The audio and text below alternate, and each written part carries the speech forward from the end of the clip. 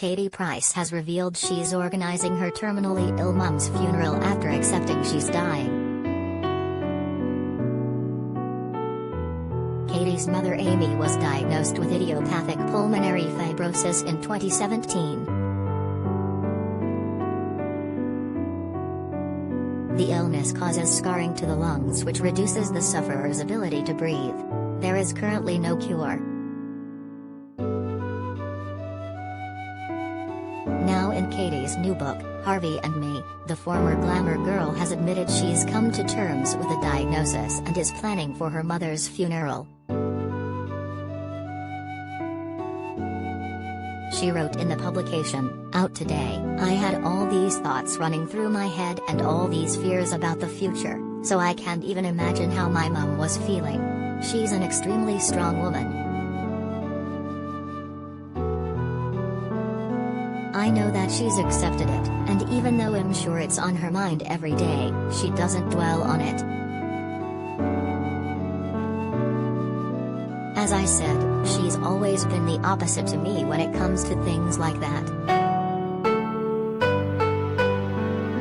Her attitude towards this illness has been the same as it was when we were told about Harvey's conditions. I suppose I'm a glass half empty kind of person and she's a glass half full."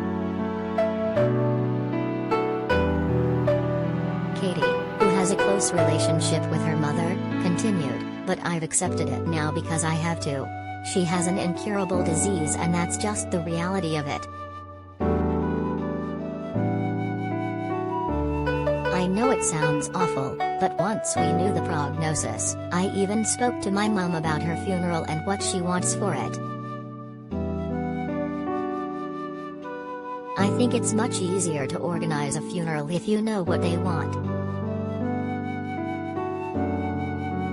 Just last month, Katie said she'd even offered her mom one of her lungs. Speaking to Simon Thomas on his Life Interrupted podcast, Katie revealed, "My mom, she's never smoked, she's always been healthy. She got told a couple years ago, coming up to 3 years, that she would have 3 to 5 years left of her life. You know, it's gonna happen."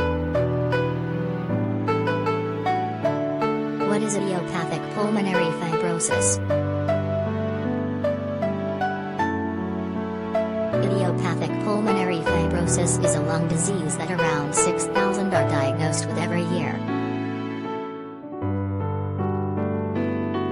The condition is a buildup of scar tissue on the lungs that makes breathing increasingly difficult. It typically affects those around the age of 70 to 75, and is rare for individuals under the age of 50. Some people respond well to treatment, but others can find their condition gets rapidly worse, and other problems like chest infections or heart failure can occur. Before the availability of treatments such as pirfenidone and nintedanib, around half of sufferers lived at least 3 years after their diagnosis. Around 1 in 5 lived longer than 5 years, but it is hoped that new treatments will help to extend expectancy. She still does a spinning classes.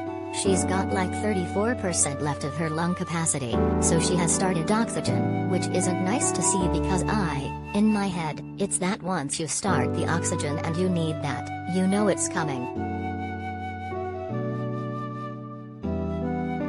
So she's waiting to see if she can have a lung transplant. I even offered my lung to her. However, Katie explained it wasn't as simple as giving her mother a lung, telling Simon, "But it's not that easy. You have to be ill enough to have it. Because if you're too well, they won't give it, but then you've still got to be well enough to be able to take it, you know." Although my mother she could have it now, it doesn't mean to say that she'd still survive it because it can reject in 3 weeks and it only prolongs your life 5 years. Chatting to to Loose Women about her condition back in 2018, Amy said, "When you've got a lung condition like mine, you've got to keep moving and keep strong. You've got to exercise your legs properly so you can get up off a chair, and if you don't exercise your arms, you won't be able to brush hair or teeth. You've got to look after yourself. We pay for your stories. Do you have a story for the Sun Showbiz team? Email digishowbiz@thesun.co.uk or call us direct on 02077824220. We pay for videos too. Click here to upload yours.